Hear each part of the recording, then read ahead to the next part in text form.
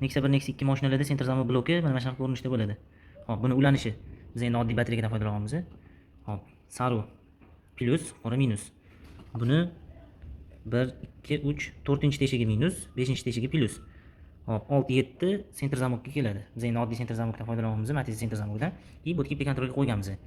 Hop, buni ishlash prinsipi bunga minus kelganda ochadi, bunga kelganda yopadi. Ochdi, yopdi, ochdi, yopdi. Shopir eshigida senter zamok bo'ladi. Senter zamok 3 ta simi bo'ladi. Ikkitasi senter zamok qoplashga ishlaydi. 3tasi, bittasi qorasi minus, bitta oqi bunga keladi, bitta jigarrangni bunga keladi. Buni tekshirish uchun mana bu kontrolga qo'yganmiz. Ochib yopganda yonib o'chadi. Ochganda tepaga bo'ladi, yopganda pastga bo'ladi. Buni endi tekshirib ko'ramiz.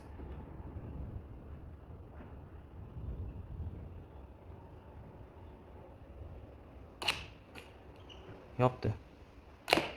Ochdi. Yopdi. Ochdi. Yopdi. Shunaqa qilib ishlayapti, ishlamayotgan tekshirib olsanglar ham bo'ladi blokka. Bu blokimiz ishlayapti.